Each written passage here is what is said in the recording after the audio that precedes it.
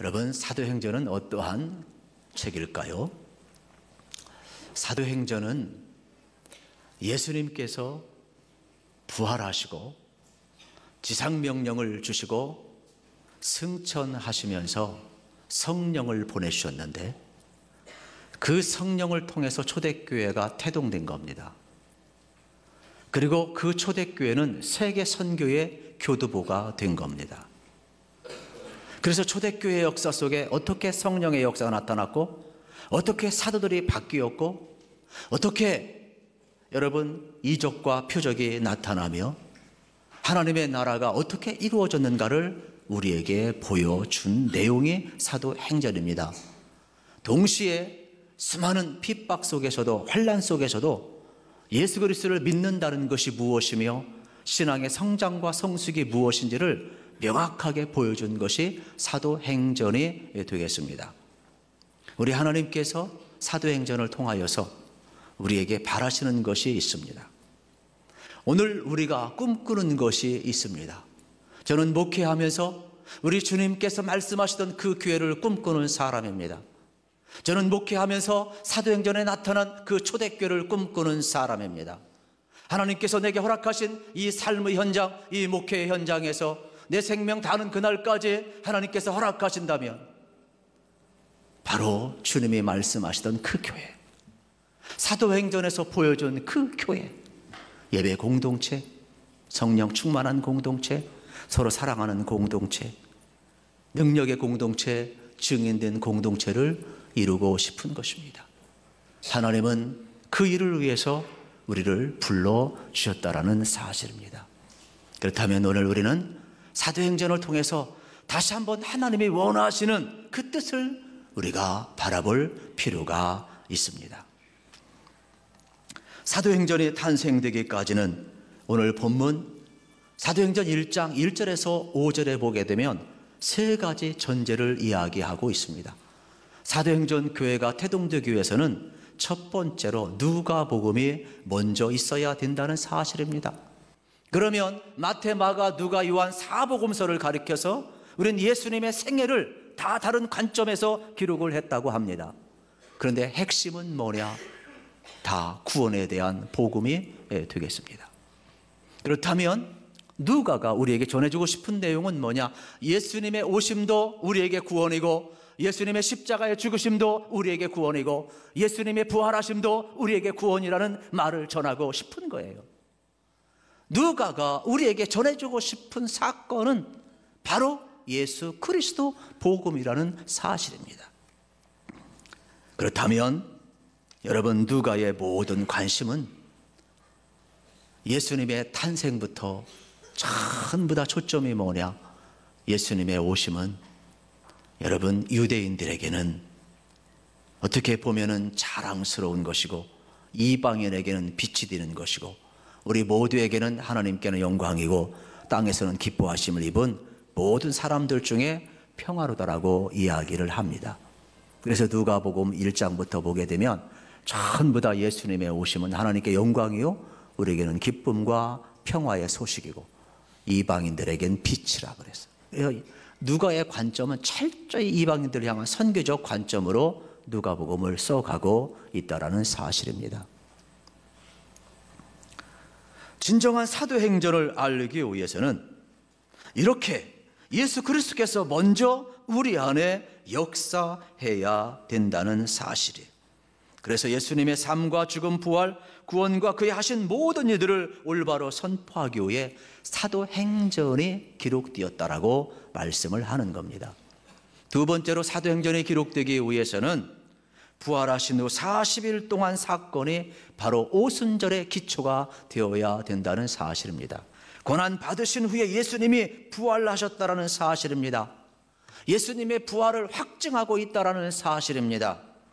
그래서 무덤가에 찾아왔던 여인들, 여러분, 막달라 마리아, 요한나, 야고보의 모친 마리아를 비롯해서 다른 수많은 여인들과 사도들을 열거하고 있습니다. 왜 누가는 부활 사건을 강조하고 있을까요? 그리스도인이라는 것은 부활하신 주님을 만나야 그리스도인이 되기 때문에 그렇습니다. 많은 사람들이 십자가에 못 박힌 예수 그리스도를 만나고 절망하며 사라졌지만 부활하신 주님을 만나고 인생이 완전히 바뀌었기 때문에 그렇습니다. 오늘 우리들도 마찬가지입니다. 우리가 부활하신 예수 그리스도를 만나야만이 진정한 그리스도인으로 은혜적 삶을 살아갈 수가 있는 겁니다.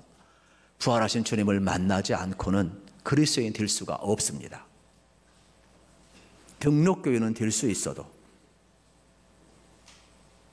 진정한 그리스도인은 될 수 없습니다. 리얼 크리스찬은 안 됩니다. 왜냐하면 예수님을 만나지 않고는 부활이 믿어질 수도 없고 이해될 수도 없습니다. 오늘 우리에게 정말로 중요한 것은 부활하신 예수님께서 왜 승천하지 않으시고 40일 동안 머물러 계셨을까?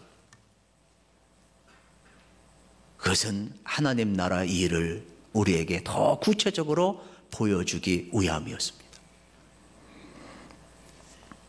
부활하신 예수님께서 하나님 나라의 일을 승천하시기 전까지 계속 증언하고 있다는 사실입니다. 예수님은 하나님께서 보내신 목적을 그대로 이루고 있습니다. 그러면서 마지막 승천하기 직전까지 부활로 40일 동안에도 예수님이 하신 말씀은 간단합니다. 마태복음 28장 19절 20절에 있습니다. 가서 모든 족속을 제자로 삼으라는 겁니다. 아버지와 아들과 성령의 이름으로 세례를 주라는 것입니다.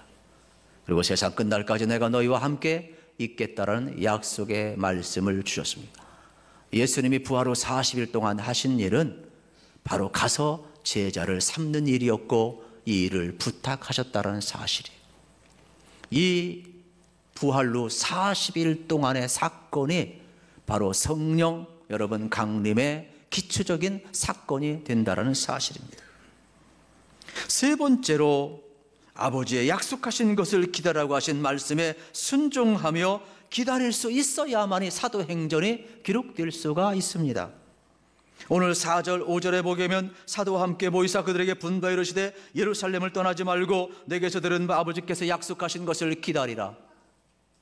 요한은 물로 세례를 베풀었으나 너희는 몇 날이 못 되어 성령으로 세례를 받으리라 하셨느니라 말씀하고 있습니다. 약속하신 것을 기다리라. 성령을 받기 위해서는 하나님의 약속하신 것을 기다려야 합니다. 성령을 받기 위해서는 여러분 성령은 하나님이 주시는 것을 알아야 합니다. 그리고 하나님이 주실 때 성령 세례를 받아야 하는 것입니다. 하나님이 주신 그 은혜를 체험하지 아니하면 우리는 여러분 그리스도인으로 살아갈 수가 없습니다. 은혜 받은 사람과 은혜 받지 못한 사람 찬송이 다릅니다. 기도가 다릅니다. 삶이 다릅니다. 여러분 은혜 받은 사람이 바보 같은 것 같지요? 헌신하는 것 보고 헌금하는 것 보고 충성하는 것 보면 어딘지 모자란 사람 같이 보이죠. 세련되고 멋있고 지성인처럼 보여야 그리스도인처럼 보이지만 성경은 그렇게 이야기한 적이 없습니다.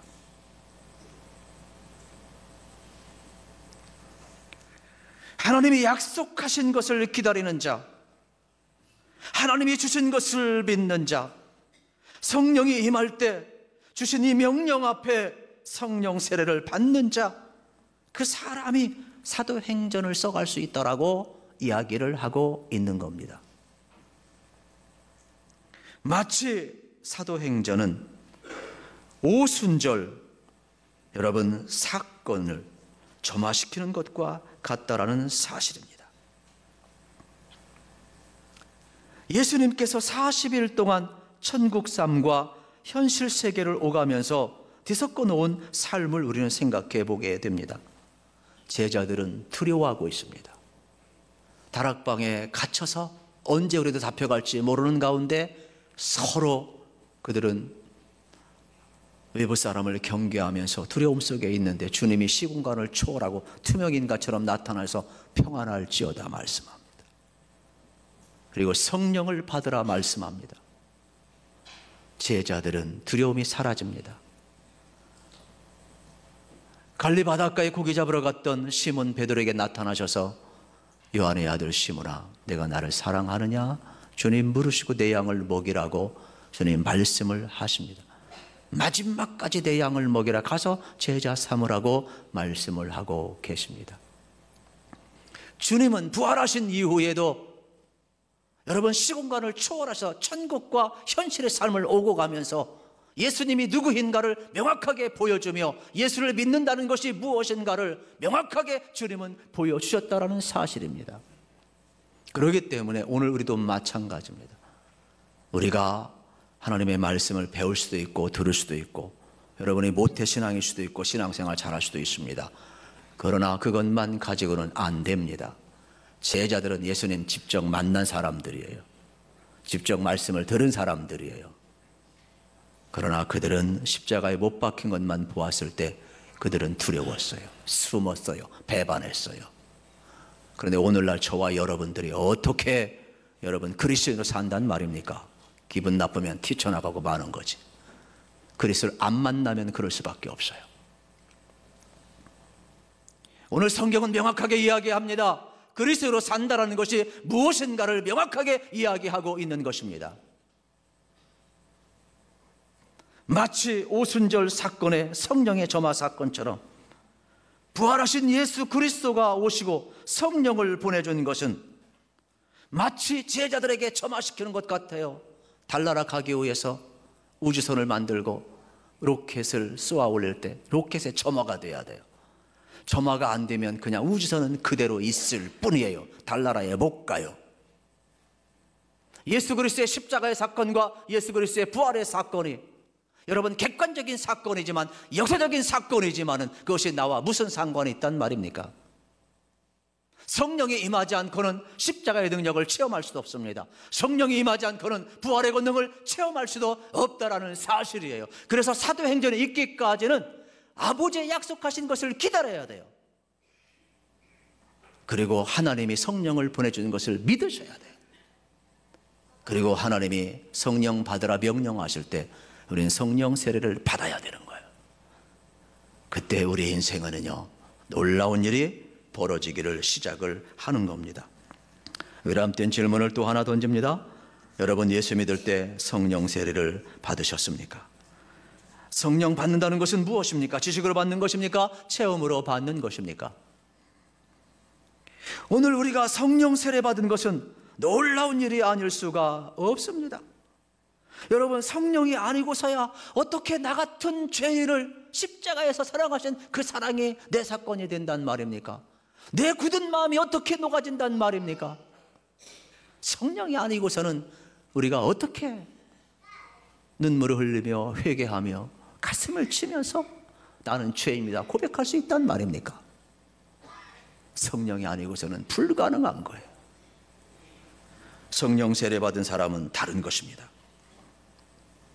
오늘 우리는 하나님 앞에서 봉사하기 전에 하나님이여 나를 불쌍히 여기소서, 긍휼히 여기소서, 제가 정말 성령을 체험하고 성령 세례를 받고 새로워지기를 원합니다라고 기도할 수 있어야 사도행전은 쓰여질 수 있다는 사실입니다. 성령의 세례가 내게 임하면 하나님의 나라가 내게 임하는 것입니다. 놀라운 일이 벌어집니다. 예수 그리스도가 베풀어 주셨던 구원의 능력이 나의 능력이 되고, 예수님의 기적이 나의 기적이 되고, 예수님께서 행하신 모든 일들이 내게서 일어난다는 사실입니다. 오늘 우리는 영광스러운 성령의 사건에 모두 다 초대를 받았습니다. 우리 주님 말씀합니다. 약속하신 것을 기다리라. 하나님이 성령을 보내주리라. 성령 세례를 받으라 말씀합니다. 그리고 능력 있는 그리스도인이 되라고, 하나님의 사람으로 살으라고 하나님 말씀하고 있습니다. 성령 받은 그리스도인이 되어 세상에 나가서 빛과 소금으로 살 수 있고 세상을 변화시키는 그리스도인이 될 수가 있다라는 사실입니다. 저는 사람들이 교회에 오고 나가는 거 자유지만은 기억해야만 합니다.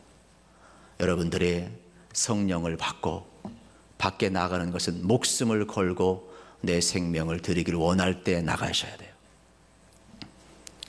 여러분, 함부로 교회를 뛰쳐나가면 막이 밥이 되고, 우리 인생의 삶 성령 앞에 매여 있지 않고서는 우리 인생은 혼돈 가운데 살아갈 수밖에 없어요.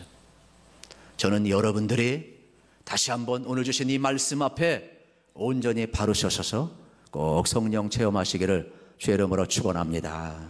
예수님이 우리에게 부탁하는 것은 간단합니다. 성령에게 관심 좀 가지라는 거예요. 여러분, 예수님께서 우리에게 부탁하시는 것은 성령에 관심을 가지라는 거예요. 그러면 특별히 여러분, 우리 가운데 성령이 임하게 된다면, 여러분, 이 말이 무슨 내용이에요? 두 가지를 의미해요. 하나는 성령 시대가 온다라는 거예요. 성부 하나님이 창조의 역사를 이뤄가시고 성자 예수 그리스도께서 육신의 몸을 이 땅에 입고 오셨듯이 성령 시대가 우리 가운데 온다라는 거예요. 구체적으로 성령이 임하면, 동시에 성령의 시대가 오면 개인적으로 접촉이 일어난다는 거예요. 창조와 함께 하셨던 하나님, 이미 예수님 오시기 전까지도 성령께서 운행하셨던 하나님, 그런데 오순절 마가다라 앞에 성령의 역사와 함께 개개인에게 성령의 역사가 나타나서 개인적으로 성령의 역사가 접촉이 일어난다는 사실, 특별한 사람만, 특별한 사건만 주어지는 것이 아니라는 거예요. 그렇다면 2000년 전에만 성령의 역사가 일어나냐? 그건 아니라는 거예요. 성령의 역사는 지금도 하나님의 약속을 믿는 자, 하나님이 주신 것을 믿는 자, 회개하고 하나님 앞에 설 수 있는 자, 성령 세례 받으라고 말씀할 때 여러분들이 아멘으로 붙들려야 되면 성령님은 우리 가운데 개인적으로 오셔서 여러분, 우리 가운데 놀라운 역사를 일으킬 줄로 믿습니다.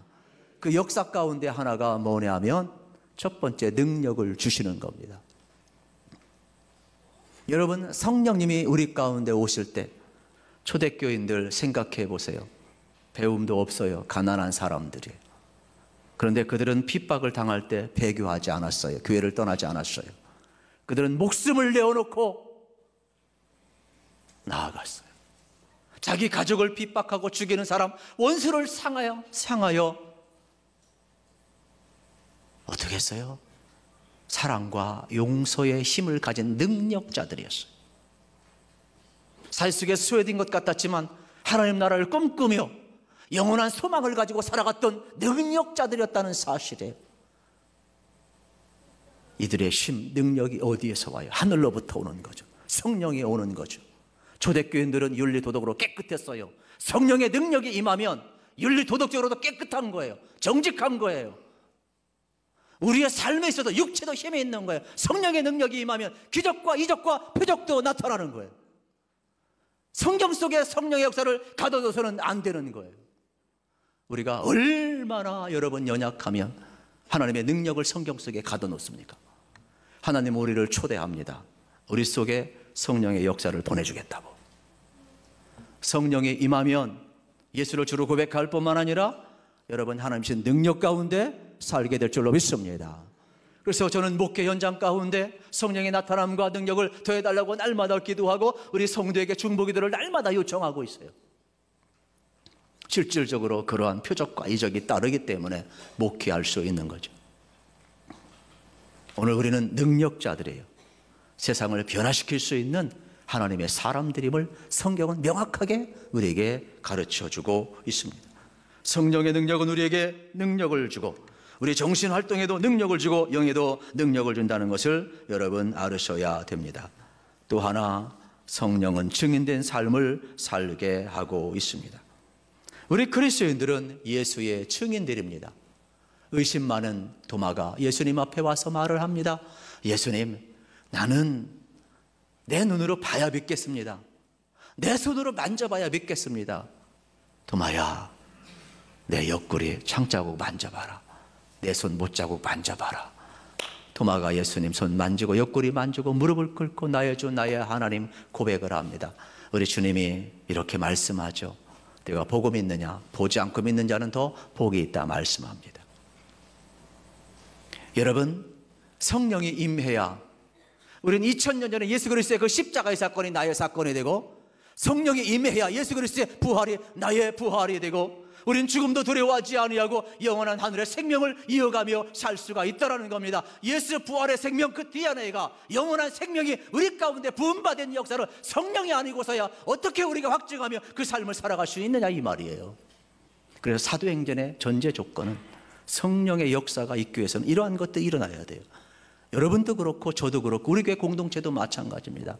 이 말세지 말에 이 전제 조건을 다 채우셔서 하나님이 쓰시는 개인과 교회가 되기를 주의 이름으로 축원합니다. 그렇기 때문에 성령의 능력이 임하면 우린 증인된 삶을 살라는 거예요. 오직 성령이 너희에게 임하시면 너희가 권능을 받고 능력받아서 예루살렘과 온 유대와 사마리아 땅 끝까지로 내 증인이 되리라고 주님 말씀을 하고 있는 겁니다. 우리를 누가 사용하셔요? 주님이 사용하는 겁니다.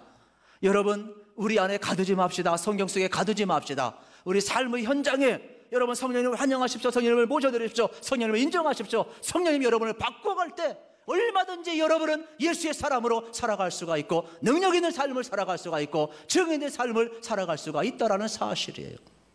그래서 사도행전을 저는 펼쳐들었는데 올 한 해 여러분들의 성령 여러분 꼭 체험하시고 주의 권능 받으시고 증인된 삶의 현장에서 하나님을 기쁘시게 하기를 주의 이름으로 축원합니다. 제가 그러한 이야기로 마무리하고 싶어요. 요즘은 애완 동물들을 많이 키우잖아요. 강아지 좋아하시는 분들을 보니까 강아지가 주인을 그렇게 기뻐하더라고요. 그러니까 주인이 막 쓰다듬어주고 막 혓바닥으로 뽀뽀도 하고 심지어는 모기도 제가 깜짝 놀랐어요. 그 모기 그 코스트코인가 어디 가서 사러 가자고 제가 한번 가봤거든요. 아이고 비싸더라고요. 그것도 또 사고요. 또 동물병원에 가서요. 다 크레인이 뭐라고 그래요? 그리고 씻어주기도 하고 치료해주기도 하고 다 하더라고요. 이야, 강아지도 주인을 기뻐하니까 다 책임져 주더라고요. 여러분 우리가 하나님을 기뻐하면 하나님이 우리 얼마나 이뻐할까요? 우리 하나님 다 책임져 줄 줄로 믿습니다. 그래서 저는 깨달았어요. 2020년은 우리가 무엇을 하기 이전에 하나님을 기뻐하는 게 우선되었으면 좋겠다. 그래서 여러분들이 하나님을 기뻐하시고 2020년 다시 한번 성령의 역사 앞에 매여 살아가셔서 하나님과 함께 하시고 하나님이 쓰시는 존귀한 백성 되기를 주님의 이름으로 축복합니다.